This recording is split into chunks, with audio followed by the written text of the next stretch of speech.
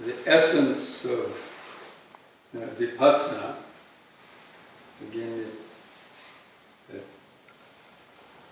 it's about understanding the nature of our mind, how our mind operates, and especially operates in the way of tricking our mind to get caught into ways of thinking and habits that then come back to bite us, like a snake, like trying to catch a poisonous snake by the tail. You know, you think the tail is harmless, but then it comes around the back of it. So, in the same way, when we don't understand our mind, we just let it follow what other people are doing, and just letting it follow its desires and aversions and ego, and inadvertently it comes back to sting us, at least many times, not much of the time, in one way or another.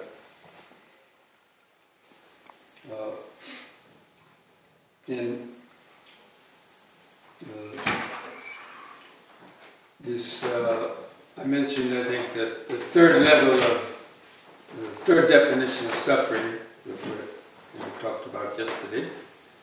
After not getting what you want and getting what you don't want, then it was, in short, 5 aggregates of clinging to suffering.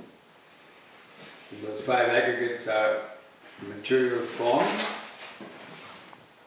feelings, means pleasant, painful, neutral feelings, the perceptions, the mental pictures that the mind creates out of vibrations, and the consciousness, thinking that it's the owner and controller, the consciousness of self-consciousness, that we cling to as I, me, and mine, and then defend it to the death, and to protect all of its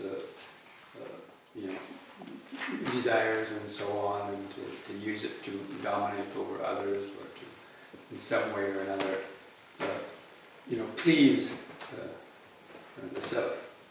Now, of course, we need a lot of that for the basic survival in the world, and all of that is not necessarily bad, but when it gets influenced by wrong ideas and without proper training, then it starts to get itself involved and caught up into ways in what I mentioned, and turn around and to bite one. So, I want to talk specifically about the nature of perception, and how perception is tied in with our likes and dislikes and feelings. And at the end, I hope we talk about impermanence. So, we've already mentioned, actually, what our experience, what you call the mind, and when you wake up in the morning to the moment you go to bed. The mind is simply a continuous sequence of hearing, seeing, tasting, smelling, touching, remembering and thinking and reacting to those things in a very high speed of millions per second. The mind is processing information, going through this process of feeling, perception, volition, consciousness, sensory perception, at a rate faster than any known supercomputer. In fact, that's how supercomputers were made. It was made by the human mind, and somebody perhaps understood how the mind works and developed some machine. But really, our mind doesn't work much differently than a computer. So anyway, it's processing this information very quickly out of these vibrations. And the nature of our mind is it's always seeking pleasure. the nature of the mind. It's always seeking more and more states of pleasure. And it does that because it knows what pain is. So because we have painful vibrations, to get away from that or mask that over, the mind seeks pleasurable sensations. And so everything we've ever experienced, the mind has categorized it as something that's we like or something that we don't like. Of course, there's a lot in between that are kind of like don't care, not important. But we create most of our karma around things that we want and things that we don't want. And this is based on the pleasurable feeling and the painful feeling. So we're always seeking out a pleasurable feeling, and when our object of pleasurable feeling is threatened, then we fight, or we try to push it away and get rid of it. Anything that threatens our acquisition of pleasurable feeling, it's seen as the enemy. Whether it's a pleasurable feeling of our pleasant thoughts or our opinions about what truth is, our religion, our philosophy, or about our self, about our look. Somebody insults you or threatens your loved one or something like that, threatens your health. And we've all developed attachments to certain, there's things that you like to see, and there's things that you don't like to see. What do people like to see? Colorful, beautiful things, things of nature. What don't they like to see? Anybody give an example? War. A war, a dead animal, some other kind of situation that causes the mind pain. Because again, it threatens. Like seeing a dead corpse. It causes you pain because it reminds you of your own fate. When you hear somebody fighting, two people fighting, it causes you pain because you yourself have been in fights before, or arguments. But anyway, what I'm saying is everything that we experience, depending on what kind of experience it is, we've categorize it as something we like, something we don't like. For what you see, also what you hear, what you smell, what you taste, what you feel in the body, and even what you think in the mind. You have pleasant memories that you like to think about, you have unpleasant memories you don't want to think about.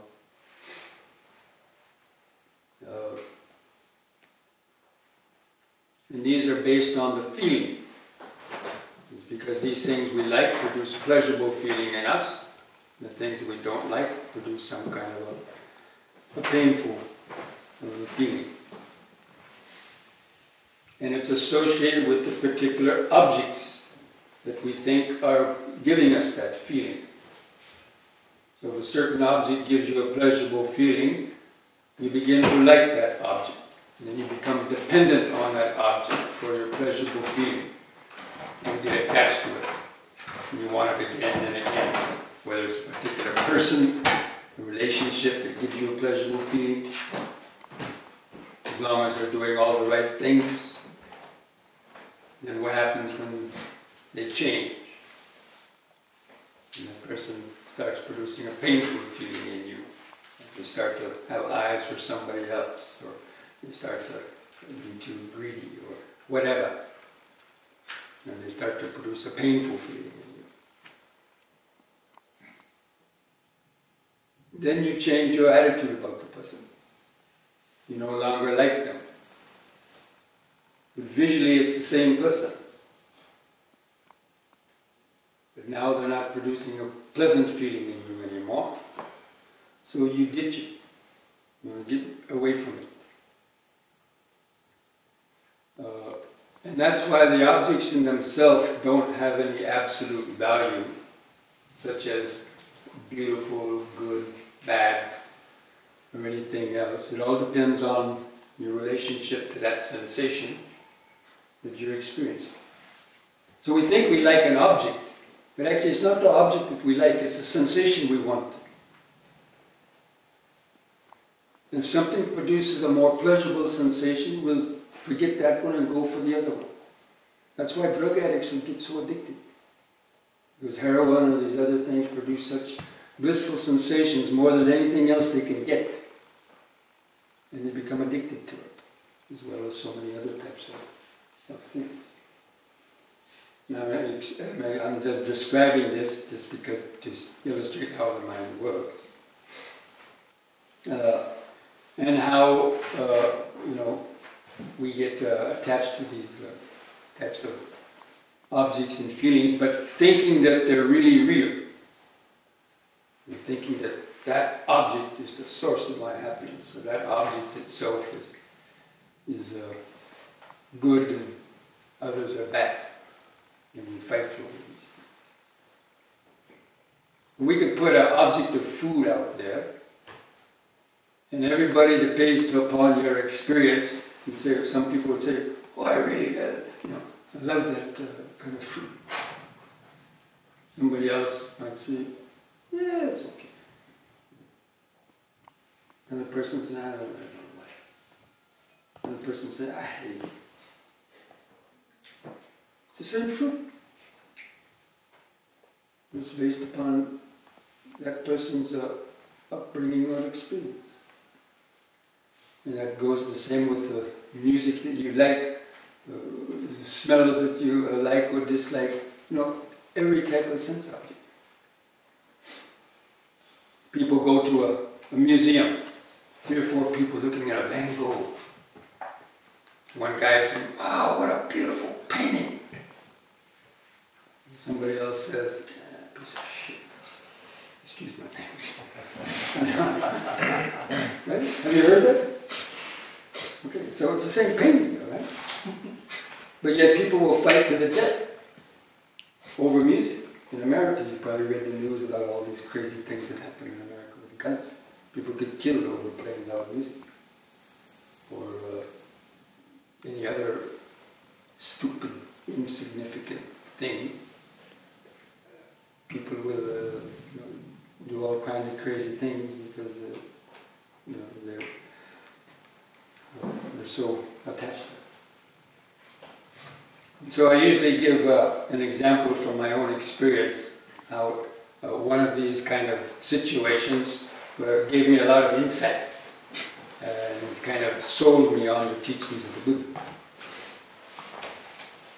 When I was young, I grew up in California, and we lived near an avocado orchard, avocado trees. You all know what avocados are, right? Okay. How many people like avocados? Well, I hated avocados when I was young, and I suffered a lot. And 2 or 3 times a week, my mother would serve avocados for dinner with the salad, slices of avocados. And sometimes she told me to go pick up some, from the orchard. And just hearing the word avocado we're having for dinner, kind of a shudder would go up my spine. Just thinking about it. And I would start worrying.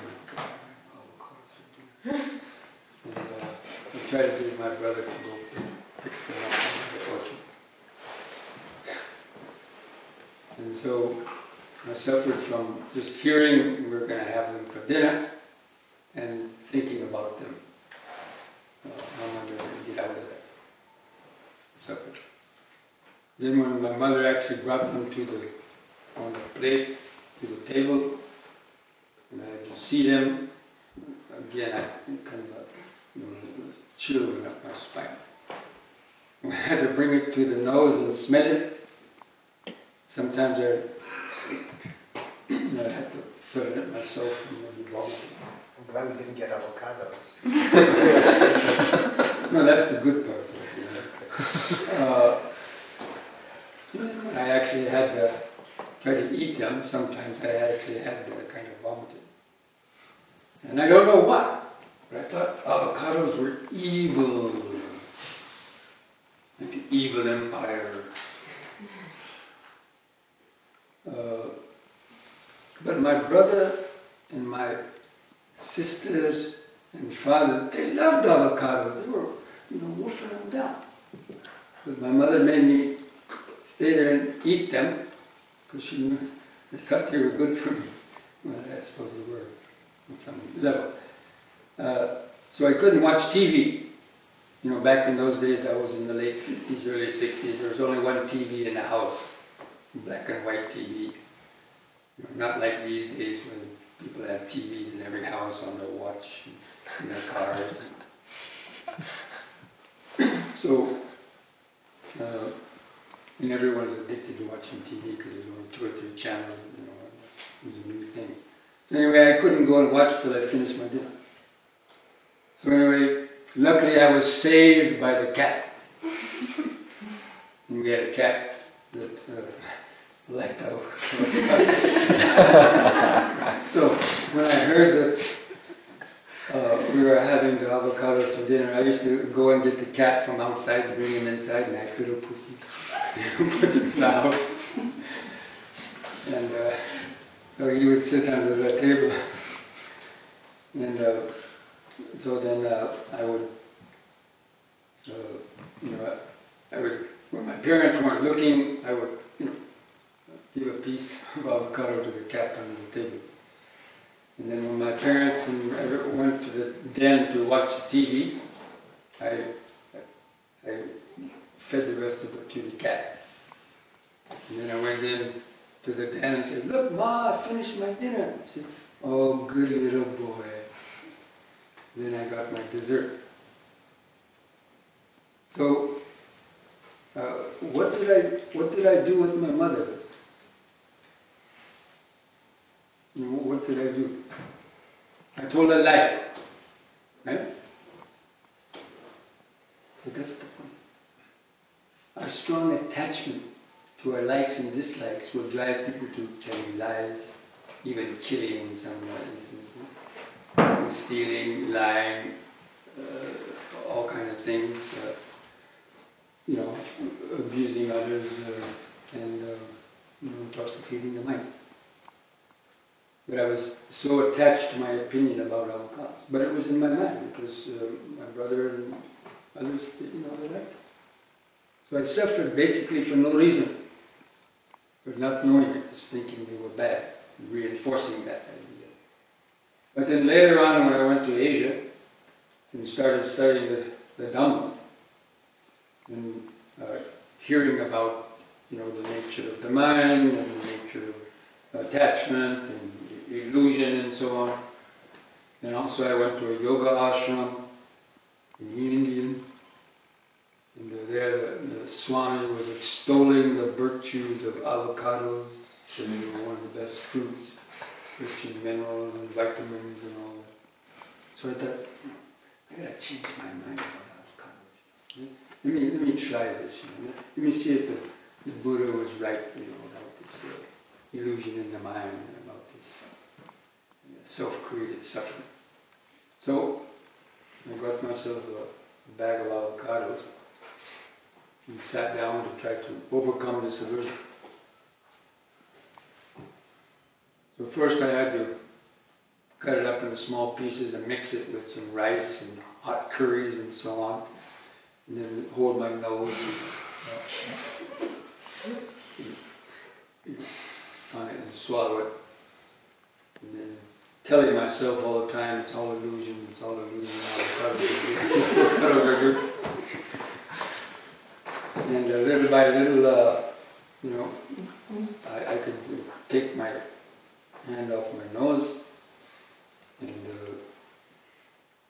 began reducing the amount of food I mixed into it. Then little by little I could start eating them almost by themselves without this kind of gag reflex. And then later on I began to like avocados. And now I love avocados. everywhere I go except here. I guess I didn't tell the story before, maybe next year. Like when I go to a house distiller in Germany and in Brazil, there's always avocados there because people have heard that story before. But, I don't really have attachment to them. If I love avocados, I wouldn't fight to kill anybody. So, I think everyone has their own avocado, right? Have your own object that you suffered on life. How many people have something like that? Experience, whether it's food or something else. And you really believed that it was something bad. You really thought it was actually, real. But, if we counted up the amount of tears, the amount of times we just spun around in our mind concerning these things, we totaled up, hundreds of hours probably, something. For what? Simply because of our ignorance and the condition. So, that's why, and so if you can do it for one or two objects, you can probably do it for a lot of other things. Apply the same logic to attachment to any type of sensory stimulus. Even just words, people's words. And even to your own self. If somebody criticizes you, you take your feeling of self to be real. And, oh, that person said something about me. They said I was ugly, and they said I was stupid.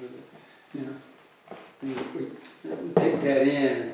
But actually they're just empty words. And who is that person who's saying it? Just an empty-headed fool also. And empty words.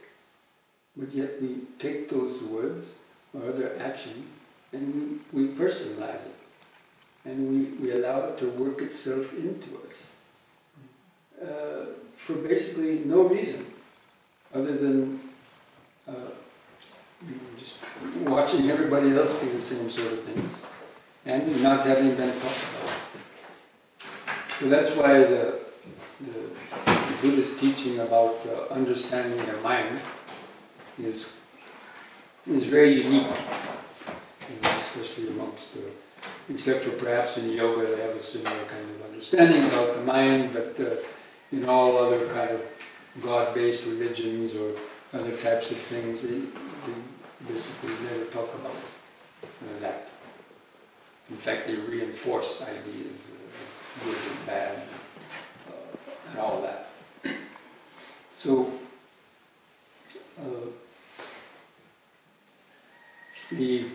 and again, it comes from this idea about the vibrations. When I saw an avocado, basically it's just the form with a certain color striking the eye. And then, because of memory, my mind brings in this idea that it's something bad tasting, or just the word itself. And we've gained a lot of these things since our childhood. And since your childhood, when the baby is born, its mind is basically a kind of a clean slate, you might say, in terms of identifying things as good and bad, although it does feel pain. If it wants pleasure, it immediately goes to find its mother's breast to suck milk if it's hungry, or the doctor slaps it on the butt when it's born. So it can feel pain and so on, but only when it's given a name, you give the baby a little name, you give Johnny, little Susie, you start saying, that's a dog, that's a cat, that's your uncle or aunt. The aunt and uncle come over and give you something sweet, and you start to like them. If some other relative comes over, doesn't give you anything, you don't like them. If the cat comes by and scratches you, you have an aversion to cats.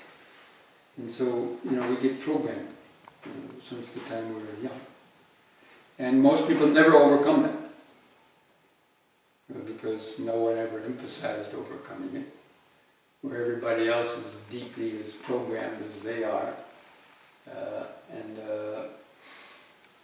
And so it's very difficult to hear something like the Dhamma, and especially ways how we can free ourselves from this kind of suffering. And that's why, psychologists and doctors, they make a killing off of people suffering. And they don't want people to heal themselves because they make money off of it. Now, if any of you are doctors or psychologists, please excuse me. Maybe not all of them are like that. But, I'm sure you know some. You can read the news about it. So the whole industry of keeping people stupid.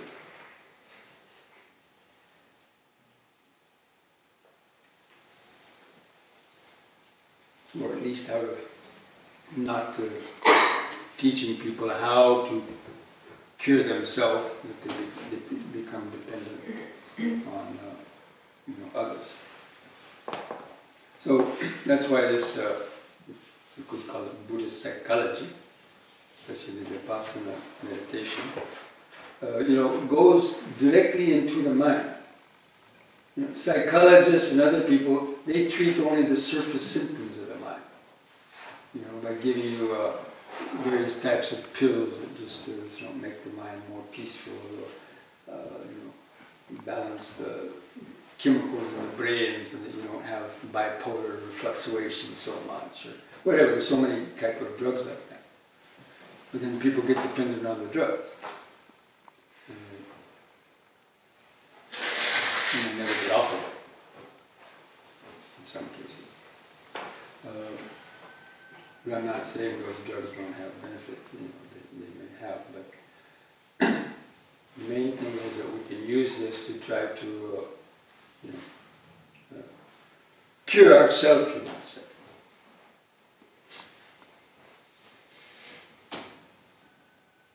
And so the vipassana meditation goes directly to the source of the mind, not just the effect on the kind of the outside surface of it. Not only the mind, but also the body. And this is where in the psychology of the mind is important to understand, or to develop the ability to clearly see how the mind operates, and why the teachings of what are called impermanence, suffering, and no self, these are the three objects of vipassana, or the three insights, or the three wisdoms. I mentioned this morning about the three mental powers of mindfulness, concentration, and wisdom. But what does that wisdom mean? Well, in the Dhamma teachings, it means specifically understanding the Four Noble Truths. But understanding the Four Noble Truths means understanding anicca, dukkha, and anatta, or impermanence. Usually the second Noble Truth is, it's called actually anicca, dukkha, anatta, understanding suffering. But it basically means understanding how clinging to impermanent things brings the suffering. Not the things in themselves are suffering, but it's our ignorant clinging and attachment and wrong use of the world that brings us suffering.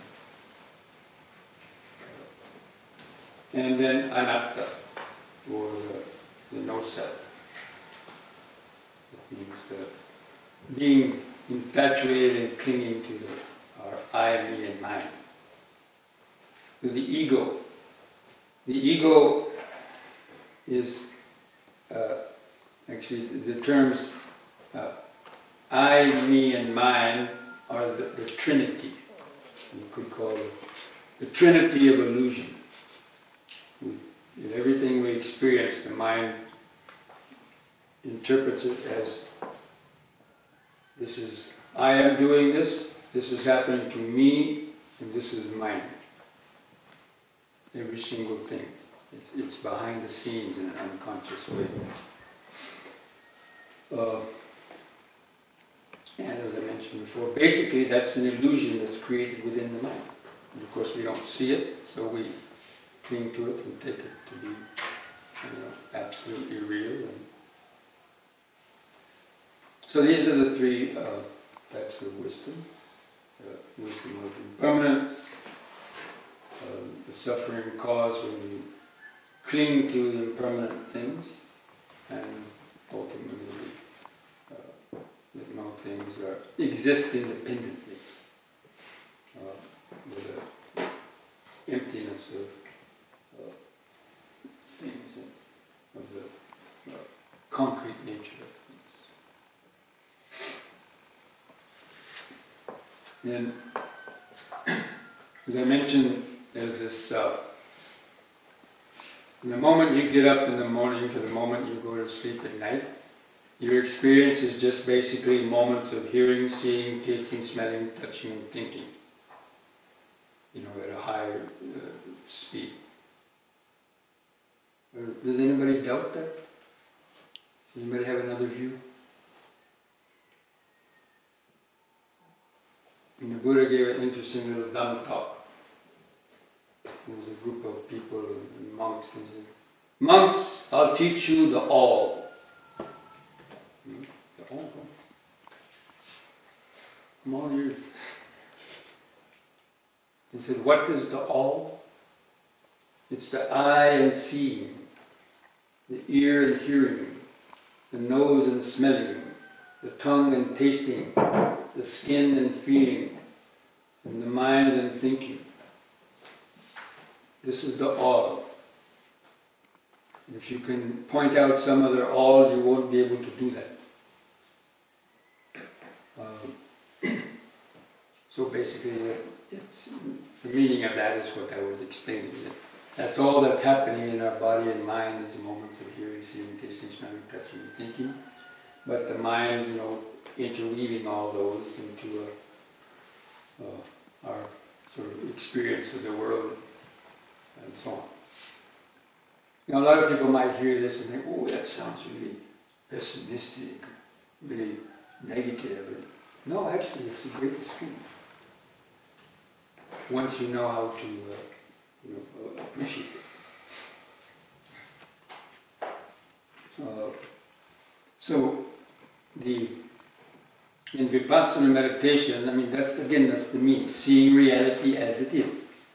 So according to the Dhamma point of view, that's the reality as it is. Things are in nature, they're impermanent, constantly changing. If you try to cling on and find happiness out of impermanent things, again, it's sort of like grabbing the snake by the tail. They may produce pleasure in a while, but at some point they turn around to bite you. So the Buddha didn't deny pleasure. He said, yes, the world does produce pleasurable feelings. If it didn't, people wouldn't be attached to them. So there are pleasurable feelings. But these pleasurable feelings become an addiction because they don't know an alternative. We've been cut off from the supreme bliss of the life force, of the present moment, ultimate reality. The time of birth when we got kicked out of the womb and the umbilical cord was cut. At that point we lost our connection to the oneness. We lost our connection with the present moment and the life force.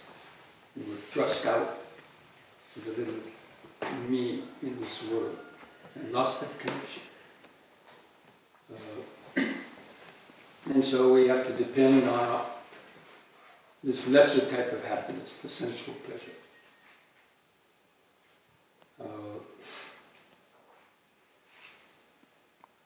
So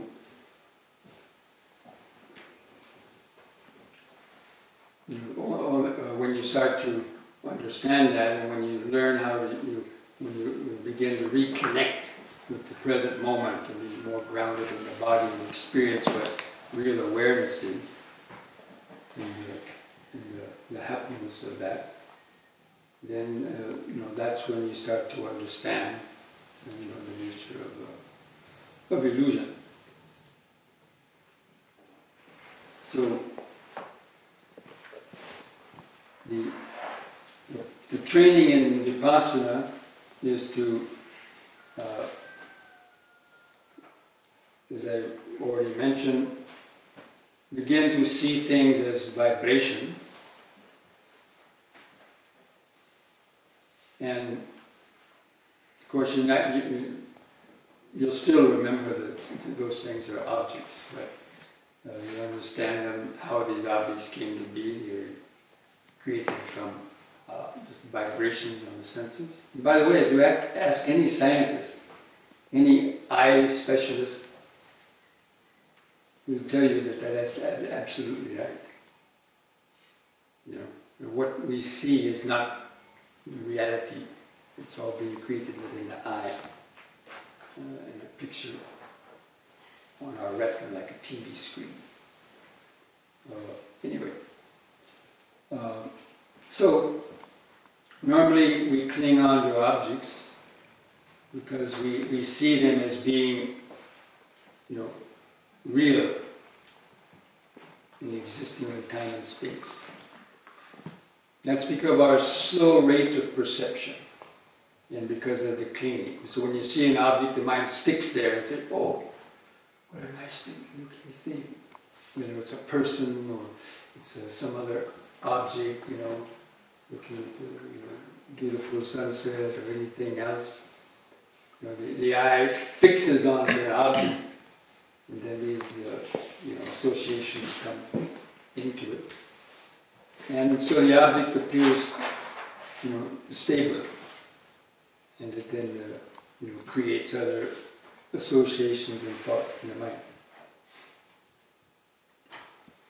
But in vipassana meditation, one of the techniques of it is to speed up the rate of your perception, speed up the rate of noticing, you know, moments of seeing, hearing, tasting, smelling, touching, and thinking as they are, you know, coming through the nervous system. And according to Buddhist psychology, our mind is basically like a motion picture reel of film. You know, the way each moment of hearing, seeing, tasting, smelling, touching, and thinking is like an individual frame on the old kind of movies. All you young people now, you may not know what an old kind of movie looked like. They're all digital now. But you know, the old ones are made up of just a huge big reel, you know, individual frames. And when it was gone through very quickly, then you don't see the spaces in between, and so it appeared to be a flowing, real phenomenon. And when the projector got broken or stalled and it went on slow motion, you could see each of those arising and vanishings. And the movie appeared hollow. You knew that it was just, you lost interest in the movie. When you saw it on slow motion, you lose interest in the movie, you walk out. So, our mind is working in the same way, except it's sort of, you know, its ability to see the fast, you know, because of its clinging, it's a very slow perception. So we speed up the rate of perception, and then the mind doesn't have time to bring in its memories about those particular objects. It doesn't have time to create perceptions and stories, pictures of the vibrations, and to bring in the past and future related to that object, because it's not dwelling on the object. And there's always something else you can experience. So like with pain, why does the mind get attached to pain? Because we've allowed it to, and then, it gets sucked to a pain, and we're identifying. But then we struggle against it. So instead of focusing on that one, feel something else. Notice some other things. Notice some sounds. Feel some other sensations. And that will take the mind off of that particular one and focus on something that's not so painful. And then there's something else. And so, like what is called tuning into the flow of impermanence, that even with the breathing, you see an in-breath arises and vanishes, an out-breath arises and vanishes. And in between you might hear a sound like boom, a sound arose and vanished. Now if you start to think about it, why did the teacher do that? What, blah, blah, blah. Then the mind gets sucked in. But instead, feel something over here. Hear a sound over there. Don't let the mind get stuck on a particular object that it's then going to get disturbed by. Because there's always something else you can notice. There's always hundreds and thousands of sensations that you could notice if you know how. If you develop that mindfulness, without the cleaning.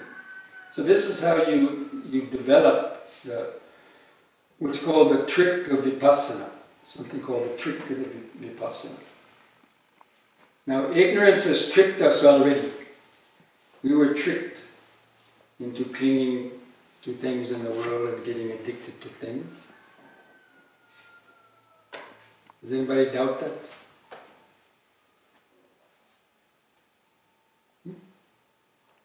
So now we have to trick the mind back. So we got tricked, now it's our time to pull the trick. Pull the trick on ignorance. Ignorance got our mind tricked into the web of suffering. Now it's our turn. Wisdom pulls the trick on ignorance.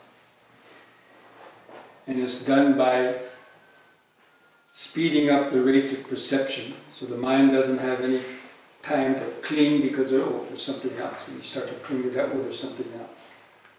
And so the mind can't create the past and future, because the past and future are simply memories of objects. We're recreating an action. There's no such thing as the past and future except as a thought. When you think of the past, it's a thought in the present you're thinking about. And when you think of the future, it's a thought in the present that you're thinking about. But anyway, so the idea is to speed up the rate of perception. So if you start thinking about a sound there, hear a sound over here. And you start to think about that one, hear a sound over here. You feel the body sensation. I start to, you have a little itch, feel an itch over here. There's some sounds over there. So it's like the mind kind of gets confused. It's trying to, create something, but it's taking away its food by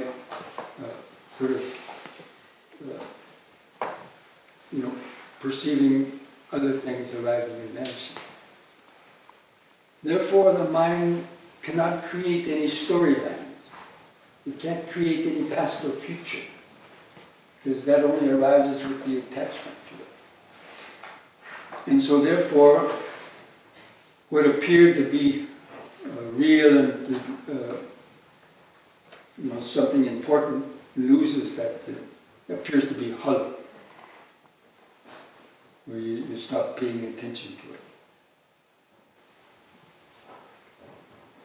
And it's very similar to a child's coloring book. How many of you remember a child's coloring book? There was a lot of dots on a page. And you took a red pencil and you connected certain dots. You took a blue pencil and you connected other dots. Took a green pencil, connected these dots, boom, Mickey Mouse. Your baby's Minnie Mouse.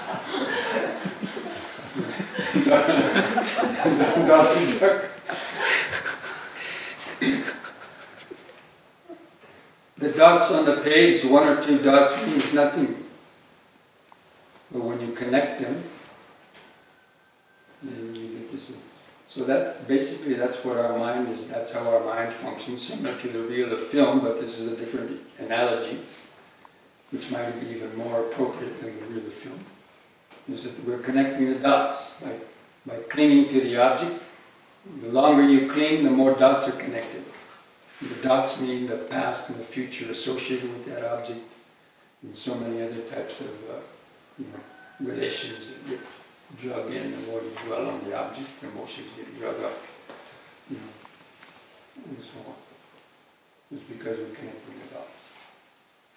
So by speeding up the rate of perception, you hear a dot here, and you hear a dot over here, and you hear a dot over here, you hear a dot here, and you keep it moving so the mind cannot connect the dots.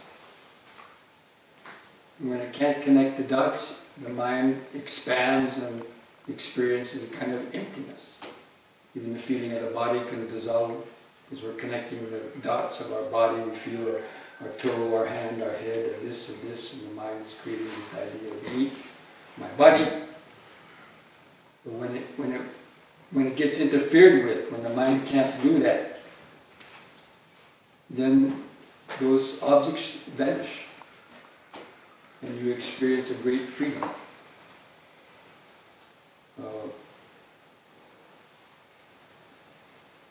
And that's what I call the trick of vipassana.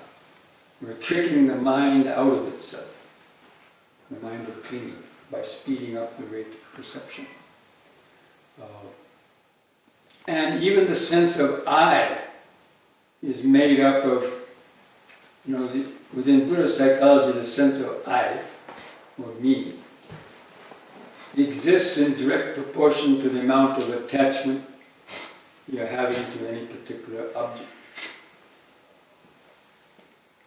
The ego and desire are like two sides of a coin, heads and tails. You can't have one without the other. And so the ego cannot exist without desire. Desire cannot exist without the ego. Ego is projected desire.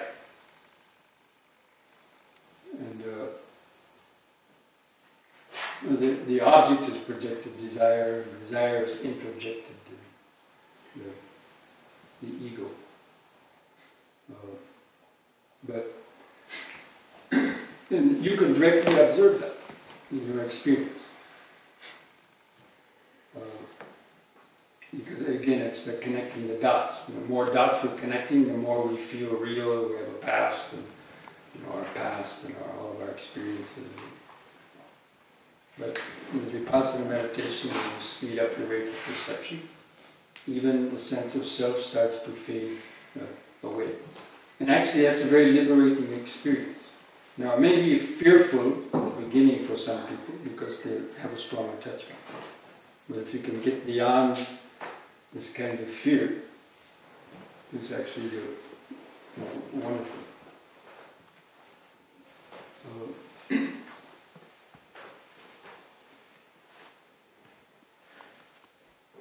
And that's also why in deep meditation I mentioned these kind of strange sensations that arise. Because basically meditation, especially this kind of meditation, and concentration and vipassana, it short-circuits the ordinary mental process. Like when you short-circuit a radio set or an electronic gadget, then it stops working in its ordinary way.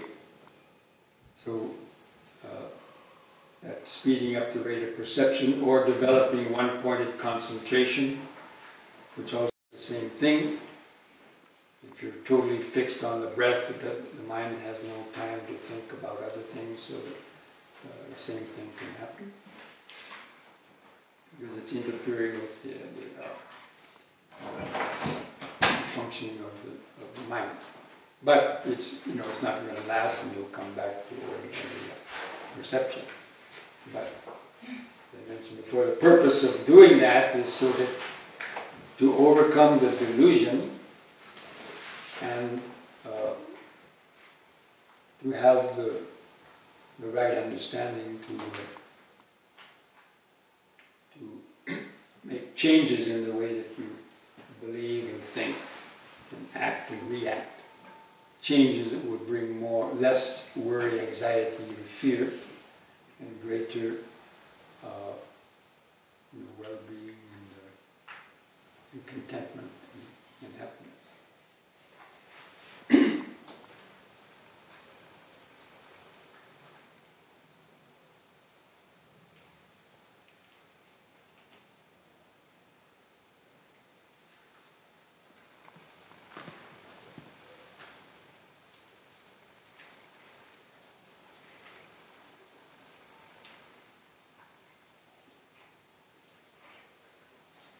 I know that's kind of a lot to try to absorb in a short period of time, but since how this retreat is called the essence of vipassana, without mentioning that, and then you won't get to the essence. But that's really the essence. Everything else is, kind of going around in circles, but this kind of meditation goes directly into the core of the mind. It's not talking about the mind, it's going into the very center of the mind. And that's why the Buddha was considered the knower of the world and the greatest psychologist in existence, greater than Freud and even Jung. They might be all right for Western psychology, but not for the absolute psychology. So, and getting to the very root of things. But anyway, this kind of meditation, it takes a long time to develop. But that's why cultivating this what we call momentary awareness, the ability to this awakeness that can then clearly see different things coming.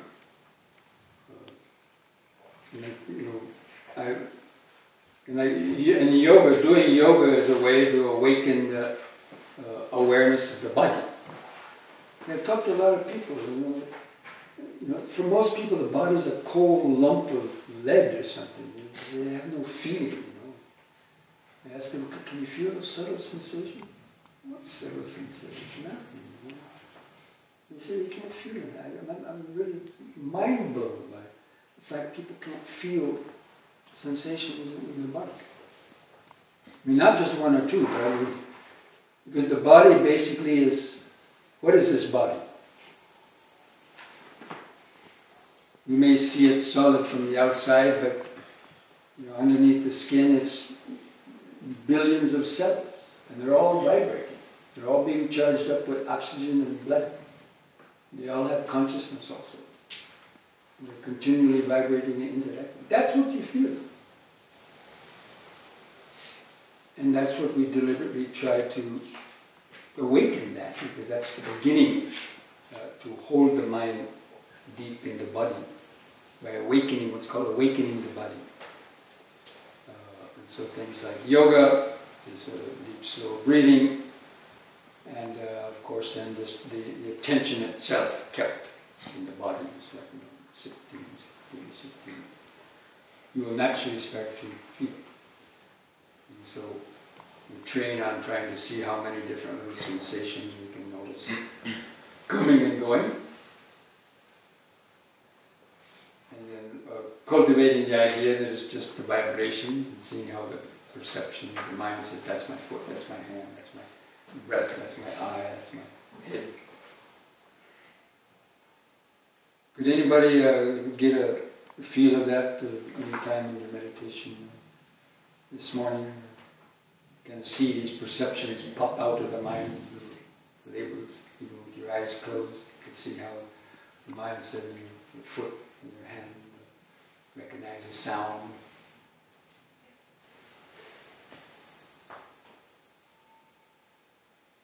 So your eyes were closed, right? You weren't looking at anything. And so that's how we, the beginning of developing insight.